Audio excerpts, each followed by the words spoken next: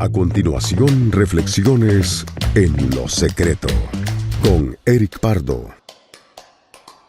El tema de hoy se llama Fe que vence al mundo.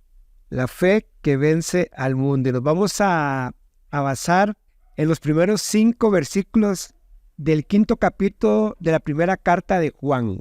En ese capítulo nos muestra el poder que tiene nuestra fe para romper los moldes, las ideas y las mentiras de este mundo en nuestra vida y darnos una victoria en Cristo Jesús. Y empezamos con el primer versículo que dice Juan 5:1: todo aquel que cree que Jesús es Cristo es nacido de Dios. Y esto es algo interesante, algo importante, dar el paso, creer que Jesús es el Señor y Salvador de nuestras vidas. Y creo que nosotros lo hemos hecho. Hemos dado ese paso de fe creyendo en que Jesús es el Señor de nuestras vidas y fue nuestro Salvador y fue el Mesías que vino, ¿verdad? Que decía en el Antiguo Testamento que iba a venir un Mesías, un libertador, y se cumplió. Aquel que murió en la cruz en lugar de nosotros para darnos vida y vida en abundancia. Y aquí es donde comenzamos a tener esa fe auténtica cuando experimentamos esa nueva vida que proviene de Dios en nosotros. Ese nuevo nacimiento del que Jesús habló aquella vez a Nicodemo en Juan 3:3, ¿verdad? Que dice: respondió Jesús y le dijo, de cierto te digo, que el que no naciera de nuevo no puede ver el reino de Dios. Igual como lo expresó este primer versículo que leímos de 1 Juan 5:1, que dice, nacemos de Dios. Todo aquel que cree que Jesús es el Cristo es nacido de Dios. Y aquí hay 2 cosas importantes que me gustaría conversar. Cuando este versículo habla de creer que Jesús es el Cristo, no es una mera creencia intelectual, porque mucha gente puede creer intelectualmente porque lo leyó, porque se lo contaron, porque ha sido por tradición. Desde pequeño le hablaron que había un Jesús, ¿verdad?, que vino aquí. Ahí no está conectada esa fe viva que recibimos de Jesús, ¿verdad? Porque cuando nosotros realmente nacemos de nuevo, no creemos en Jesús o en ese Cristo como algo intelectual, sino como alguien vivo en nuestras vidas, alguien que vino a salvarnos, alguien que está ahí poniendo día a día cuidado de nosotros y que vino a darnos vida y vida en abundancia. Nos sacó del cautiverio y nos dio libertad. Y cuando recibimos a Jesús con esa fe viva, experimentamos el nacer de Dios. Es decir, comenzamos a renovar nuestra vida por completo y Él se convierte en nuestro Padre y recibimos su adopción y somos coherederos junto con Cristo, porque somos hijos suyos. Somos nacidos de Dios, no fuimos nacidos por accidente, no fuimos nacidos por una casualidad. Desde que tu padre y tu madre te tuvieron en el vientre, ya tú tenías un nombre, ya había un propósito para tu vida. Y cuando nosotros sabemos de que nuestra vida se basa en fe en Cristo, vamos a comenzar a caminar de una forma diferente. No nos vamos a sentir no aceptados, sino porque los que no nos aceptamos somos nosotros, no es Dios. Dios nos quiere a todos como sus hijos, pero Él está dispuesto a que nosotros lleguemos a Él y reconozcamos que Él es nuestro Padre. Y cuando vemos la historia del hijo pródigo que anduvo en el mundo y se perdió, vimos cómo ese padre lo esperó todo el tiempo. Y cuando llegó y él reconoció lo que había pasado en su vida, el hijo pródigo, y llegó donde su padre, lo que hizo el padre fue abrazarlo, mandarlo a cambiar, hacer una fiesta por él.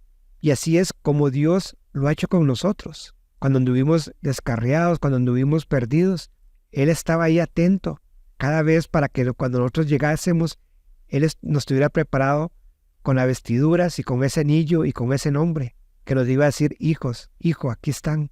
Entonces, eso nos habla de un nuevo nacimiento, y cuando nosotros cuando nacemos de nuevo, vemos una visión diferente de lo que es Dios, ¿verdad? No vemos a ese Dios castigador, ese Dios que está ahí atento únicamente para ver si hacemos algo malo para mandarnos un castigo, ¿no? Nos damos cuenta de que ese Dios es amor y que nosotros hemos cambiado, hemos sido transformados nuestra vida.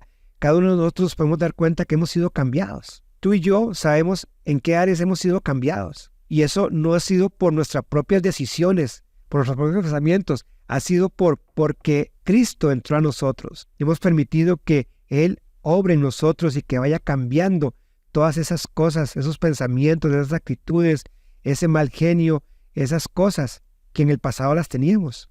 Pero eso únicamente se comienza a vivir cuando nacemos de nuevo, cuando nacemos nuevamente. Comenzamos a dejar atrás todas esas cosas que nos marcaron en una vida. Sigue diciendo el versículo 1 de 1 de Juan, dice: todo aquel que cree en Jesús es el Cristo, es nacido de Dios, y todo aquel que ama al que engendró, ama también al que ha sido engendrado por él. O sea, la segunda parte de este versículo empieza a apuntar hacia un amor que viene precisamente ¿de qué? De la fe. Y cuando nosotros comenzamos a pensar en el amor, cuando nosotros comenzamos a pensar en ese amor que viene por la fe, nos damos cuenta que tenemos que amar a nuestro prójimo. Tenemos que también comenzar a amar, porque cuando nosotros comenzamos a vivir esa fe en Dios, vamos a comenzar a tener también amor por nuestros hermanos. Dice 1 Juan 4:19, un capítulo antes, dice: nosotros le amamos a Él porque Él nos amó primero. O sea, Él nos amó primero a nosotros. Jesús nos amó primero a nosotros. Y cuando nosotros caminamos en esos pasos de fe, comenzamos a sentir ese amor de Dios, pero también tenemos que comenzar a sentir esa experiencia también y tener ese amor por nuestros hermanos. No ser indiferentes, no ser personas que nos valga lo que está pasando a las personas. Ya no seguir caminando en esa naturaleza caída que tiene el humano, de que es egoísta, que no le interesa lo que está pasando a los demás. No, tener ese amor por nuestro hermano, por nuestro prójimo. Es lo que nosotros tenemos que comenzar a también caminar. Y eso también, ¿qué lo hace? La fe. Cuando nosotros comenzamos a tener fe y caminar en ese sentido del amor de Dios, como dice aquí, nosotros lo amamos a Él porque Él nos amó primero. Tenemos que comenzar a amar a las personas. Dice el versículo 2, en esto conocemos que amamos a los hijos de Dios cuando amamos a Dios y guardamos sus mandamientos.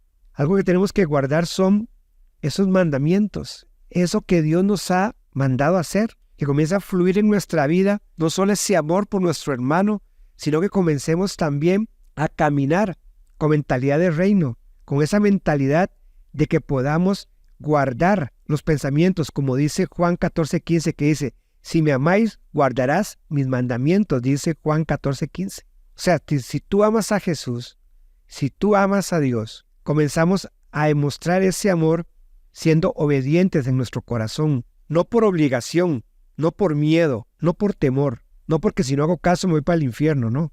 Que de su corazón salga esa obediencia, a decir: yo obedezco no por miedo, no por temor, sino yo obedezco por la fe, porque sé que en la obediencia va a haber recompensa. Y eso es lo que nosotros tenemos que comenzar a caminar, ¿no? Caminar en esos mandamientos, ¿verdad? Y ser obedientes, y no comenzar a ser a veces desobedientes por miedo, por inseguridades, por la comodidad del mundo también, porque a veces queremos hacerlo bien, pero hacemoslo mal porque ¿qué dirán los compañeros? ¿Qué dirán mis amigos? ¿Qué dirá mi familia? ¿Qué dirán? Y entonces queremos hacer la voluntad de Dios, pero por otro lado hacemos la voluntad de las personas. No, que nosotros podamos ser esas personas que nuestro sí sea sí y nuestro no sea no. Que podamos tomar esa obediencia de todo corazón con ese amor verdadero que podemos demostrarle al Señor. Porque vean, el que se engaña es uno, no Dios. Usted puede decir que es obediente, pero realmente no es obediente, porque Dios sabe que no sos obediente. Entonces, mejor no nos engañemos nosotros mismos y no engañemos a las personas. Seamos obedientes, hagamos las cosas por amor. Dice 1 Juan 5:3, pues este es el amor a Dios, que guardemos sus mandamientos, y sus mandamientos no son gravosos. Entonces nosotros tenemos que guardar los mandamientos y tenemos que ser personas que demos frutos que testifiquen nuestra fe en nuestra vida. Y un fruto es la obediencia. Cuando nosotros verdaderamente amamos a Dios, haremos lo que sea para agradarle y para obedecerle. Y esa obediencia es un fruto de nuestro amor, de ese amor auténtico por Él. Porque a veces podemos decir cosas preciosas acerca de Dios, llorar en los momentos de alabanza, de adoración, repartir folletos evangelísticos, poner mensajes en Facebook, en Instagram, en WhatsApp, andar por la calle, leer la Biblia durante horas y horas, orar para que nos vean. Pero si todo eso no va acompañado con una obediencia real a Dios, estaremos viviendo una fe superficial, para dar una apariencia, para dar algo que no somos, para sentirnos mejor y apaciguar un poco nuestra conciencia, ¿verdad? Pero yo te pregunto, ¿estamos realmente amando a Dios? Porque la fe auténtica busca obedecer a Dios en todo, porque la fe verdadera nos lleva a amar a Dios, y cuando por algún motivo fallamos a la hora de hacerlo, esa fe nos lleva a arrepentirnos de todo corazón y a mejorar para no caer más en esa situación, ¿verdad? Y esa obediencia que va a traer gozo a nuestro corazón.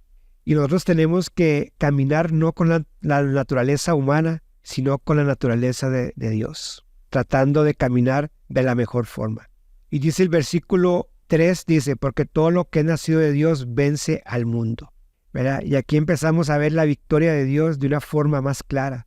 Tal así que este pasaje dice que todo lo que proviene de Dios tiene la capacidad de vencer al mundo. Lo que quizás deberíamos definir un poco mejor en esta hora es qué es el mundo, para así tener más claridad de esto, ¿verdad? Y bueno, podemos definir que hay dos mundos. El primero es el famoso pasaje que dice, que está en Juan 3:16, que dice, porque de tal manera amó Dios al mundo, que ha dado su Hijo unigénito para que todo aquel que en él crea no se pierda, mas tenga vida eterna. Y el segundo pasaje que podemos hablar sobre el mundo es en 1 de Juan 2:15-16, que dice, no améis al mundo, ni las cosas que están en el mundo. Si alguno ama al mundo, el amor del Padre no está en él. Porque todo lo que hay en el mundo, los deseos de la carne, los deseos de los ojos y la vanagloria de la vida, no provienen del Padre, sino del mundo. Tú puedes decir en este momento, bueno, pues estos dos pasajes tienen algo contradictorio, pero no lo son realmente, porque los dos hablan de dos mundos diferentes. El mundo de Dios son los que aman a las personas, somos criaturas que Dios puso en este planeta, al cual podemos llamarlo mundo, pero está el reino de Dios, llamémoslo así, y el reino y el mundo actual. Dios ama su creación, pero el mundo en que vivimos es lo contrario, es el sistema que el enemigo ha estructurado para llevarnos al orgullo, a la vanidad, a tener situaciones que no llevan a Dios, ¿verdad? Porque dice, este versículo, como lo leímos, dice el primero, ¿verdad? Dice, porque de tal manera amó a Dios al mundo que ha dado su Hijo unigénito para que todo aquel que cree no se pierda, mas tenga vida eterna. O sea, él está hablando del mundo de la vida eterna. El que cree, el otro dice, no améis al mundo, ni las cosas de este mundo. Si alguno ama al mundo, el amor del Padre no está en él. Porque todo lo que hay en el mundo, los deseos de la carne, los deseos de los ojos y la vanagloria de la vida, no provienen del Padre, sino del mundo. O sea, hay muchas cosas que podemos disfrutar en este mundo, que Dios las ha hecho. Pero hay cosas de las cuales este mundo es lo fuerte, como el orgullo, los deseos, la perversión, los deseos malos. Todas esas cosas son de este mundo. Entonces nosotros tenemos que saber de que no somos de este mundo, que estamos de paso por aquí.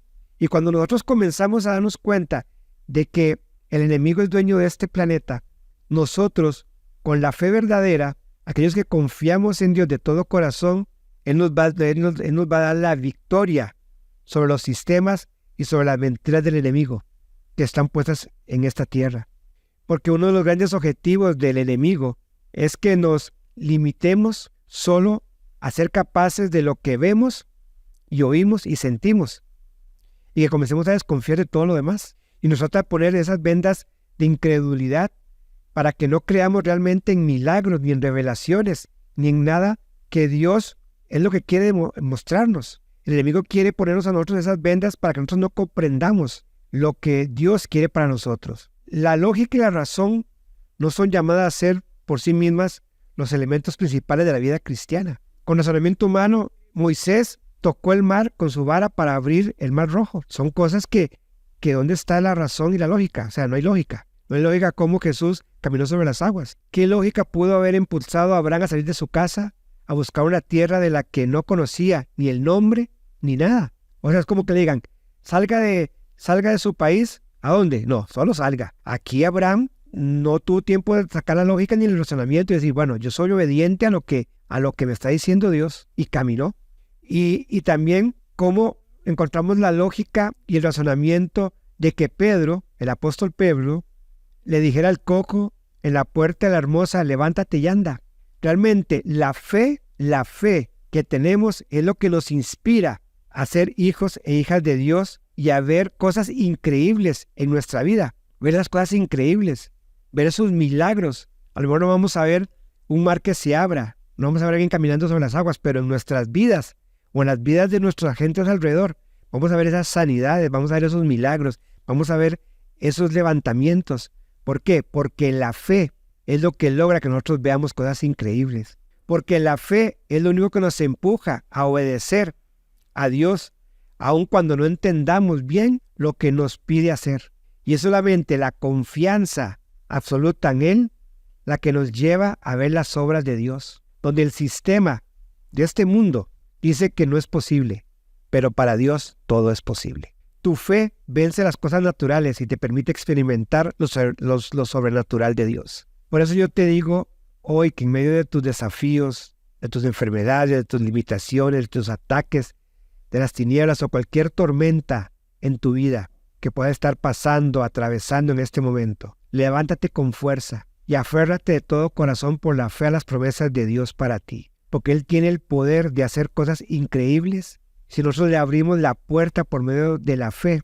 Y quiero que recuerdes esto siempre: tu fe ha vencido al mundo y tu confianza en Dios es como una puerta abierta que te permite obrar con poder, señales, milagros en tu situación. Porque dice Hebreos 13:18, Jesucristo es el mismo de ayer, hoy y por los siglos. Lo mismo que Él hizo ayer, lo que ha hecho hoy, lo va a hacer mañana. Aférrate, porque tú puedes vencer al mundo confiando en Dios. Amén. Dice 1 Juan 5:5, ¿quién es el que vence al mundo sino el que cree en Jesús, que es el Hijo de Dios? El versículo anterior decía, esta es la victoria que ha vencido al mundo, nuestra fe. Y este dice, ¿quién es el que vence al mundo sino el que cree que Jesús es el Hijo de Dios? Aquí nos está diciendo que nuestra fe vencerá en algún momento del futuro el sistema de este mundo, ¿no? Sino que nuestra fe ha vencido al mundo. O sea, lo está diciendo en pasado, o sea, que ya lo vencimos. Y esa victoria que obtuvimos en el pasado, cuando Cristo vino a la cruz del Calvario y murió por nosotros, es lo que nos beneficia en este presente y nos va a llevar al futuro. Ya esa victoria está en nosotros por medio de Jesús y nuestra fe en Él. Y nosotros tenemos que caminar día a día creyendo en eso, con nosotros ya hemos vencido al mundo. No tenerle miedo a las tinieblas, no tenerle miedo a las cosas que puedan venir. Porque aquí dice, esta es la victoria que ha vencido al mundo, nuestra fe. O sea, hemos vencido al mundo, hemos vencido a las tinieblas. Tenemos que caminar con un presente continuo, glorioso, en nuestra confianza en Él. ¿Para qué? Para que nuestro futuro sea glorioso y seguir creyendo de que Él va a hacer cosas grandes y maravillosas. Porque tu fe en Jesús te hace vencer al mundo y te permite vivir continuamente en su victoria. Caminar en esa convicción, sabiendo quién eres en Cristo y que las promesas tan preciosas que Él ha preparado para ti y para mí.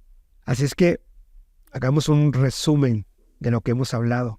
Nacimos de Dios a través de la fe, porque la fe viva es la obra salvadora de Jesús. También la relación entre el amor y la fe, ¿verdad? Ese amor en Dios y ese amor en el prójimo genuino, esa obediencia que tenemos que tener a los mandamientos de Dios, que se manifiestan por el amor a Él, y que esa obediencia fluye sin ninguna obligación, sino de nuestro corazón. Y esa fe que vence al mundo, ¿no? Como vimos ese pasaje que dice que hemos vencido al mundo con la fe. Esa victoria la tenemos en nosotros. Y la fe que Jesús, como Hijo de Dios, nos ha dado, ¿verdad? Para vencer todas esas cosas. Así es que te digo y enfatizo lo importante de vivir una fe en Jesús como el Hijo de Dios, y cómo esta fe nos capacita para amar a Dios, para obedecer sus mandamientos y vencer las influencias negativas del mundo. Porque la fe en Dios es la clave para experimentar milagros y vivir en victoria. Amén. Síguenos en nuestras redes sociales, en Facebook, en Lo Secreto, en Instagram en _lo_secreto y en YouTube Ministerio en lo Secreto.